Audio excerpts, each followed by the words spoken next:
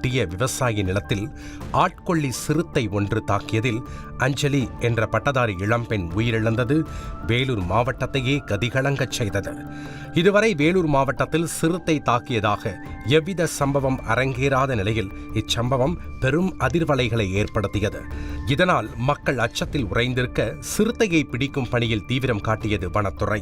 சிறுத்தையின் நடமாட்டத்தை கண்காணிக்க வனப்பகுதியில் ஆங்காங்கே டிராப் கேமராக்களை பொருத்தியும் ட்ரோன் கேமராவை பயன்படுத்தியும் கண்காணித்தனர். ட்ரோன் மற்றும் டிராப் கேமராவில் சிறுத்தை நடமாட்டம் பதிவாகாத நிலையில் அடுத்தடுத்து சிறுத்தை தாக்கும் சம்பவங்கள் அதிகரித்தன.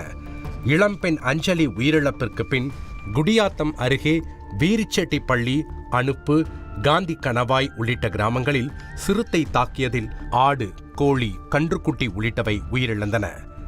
இதனால் அந்த கிராமங்களைச் சேர்ந்த மக்கள் வீதியிலேயே நாட்களை நகர்த்தி வந்தனர். போன வாரத்தில் சனிக்கிழமை 2 மணிக்கு சிறுத்தை அச்சிச்சு வழியாக நான் கத்தர் வழியாக ஓடணுன்னு என் கண்ணில் நான் பார்த்தேன். அப்போ தான் அந்த சிறுத்தை ஓவராக ஆரம்பிச்சிச்சு. நடமாட்டில் எங்கள் வீட்டுக்கு பக்கமே கத்திட்டு எங்கள் வீட்டு பக்கமே போய்க்குது. அப்புறம் எல்லாருக்கும் சொன்னேன். ஐயாவெல்லாம் வந்தாங்க, பார்த்தாங்க. அவங்க ஏதோ ஒரு கேமரா வச்சு பார்த்துட்டு அவங்க இது பண்ணாங்க.